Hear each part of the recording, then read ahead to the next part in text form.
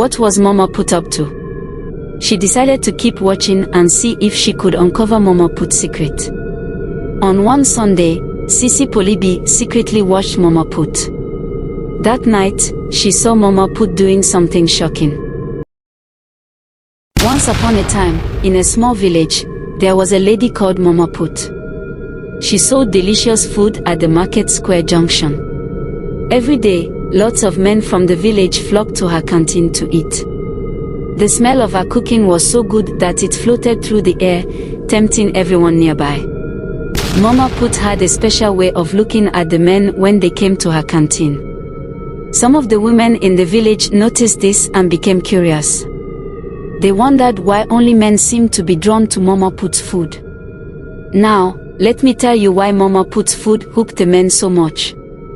You see, Mama Put didn't just cook with ingredients, she cooked with love.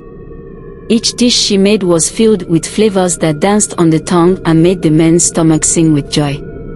And when Mama Put served the food with a warm smile, it made the men feel special, like they were getting a taste of something magical. But as for why only men seemed to be hooked by Mama Put's food, well, that's a mystery that the women of the village couldn't quite figure out yet. So they kept watching and wondering why Mama Put continued to serve up her irresistible dishes day after day. As the days went by, something strange happened in the village. All the men seemed to forget about their wives' cooking and only wanted Mama Put's food. This worried the women of the village a lot. They wondered what made Mama Put food suddenly become every husband's favorite.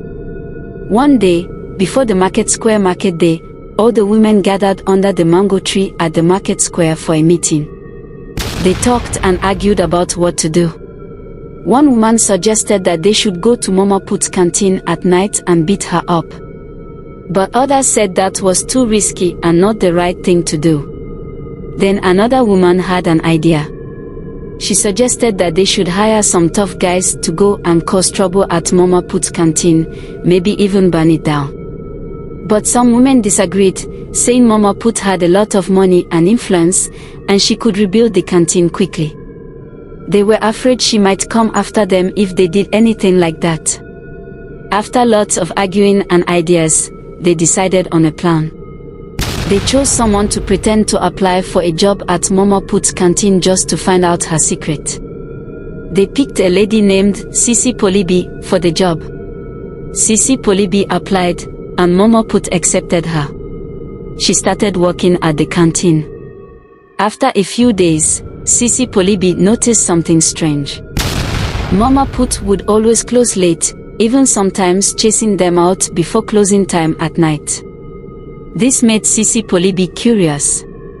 What was Mama Put up to? She decided to keep watching and see if she could uncover Mama Put's secret.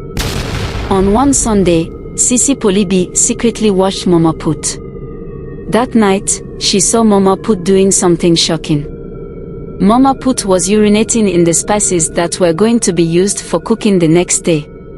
Sisi Polibi was horrified. She ran to tell one of the women, but Mama Put caught her and had her beaten up by her boys. Sisi Polibi was badly hurt and started screaming. People from all over the village came out to see what was happening. Mama Put tried to escape, but she was caught by the village security guard. They took her to the palace, where she was severely beaten up. Then, they forced her to eat the food she cooked with her urine. Mama Put begged and pleaded, saying she would die if she ate it. But she confessed that she had made a vow. Every time she tasted her urine in the food, she would go mad. Despite her begging, the village youth overpowered her and made her eat the food. As soon as the food touched her mouth, Mama Put went mad. But the story doesn't end here. The village became very quiet when Mama Put went mad. People stopped talking and just watched what was happening. Sisi Polibi, who had seen everything, felt scared and shocked. The women who had gathered under the mango tree looked worried.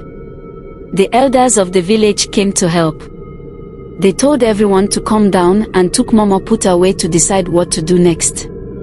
They said Mama Put had to leave the village and never come back. They also said her canteen would be taken down. After that, things started to get back to normal. The village felt safe again. The women promised to take care of each other and keep their village strong. Sisi Polibi became a hero for being brave. People admired her for what she did. Even though Mama Put's canteen was gone, the village knew they had to be honest and kind to each other. Life in the village went on, but they never forgot what happened with Mama Put. They learned that being truthful and helping each other is the most important thing. And that's the story of Mama Put and the village. After Mama Put's canteen was taken down, something unexpected happened. All the men in the village realized they had made a mistake by leaving their wives cooking for Mama Put's food. They felt really sorry and wanted to make things right. So, they decided to go to the palace to ask the king for help. They wanted him to talk to their wives and ask them to forgive them. When they got to the palace, they saw all the women who had gathered there. The men felt really grateful to the women for being brave and finding out the truth about Mama Put. They wanted to show their appreciation, so they all knelt down in front of the women. They said, "You're the best," and thanked them for taking a risk to find out what was happening. The women were surprised but happy to see the men apologizing. They forgave them and hugged them tightly.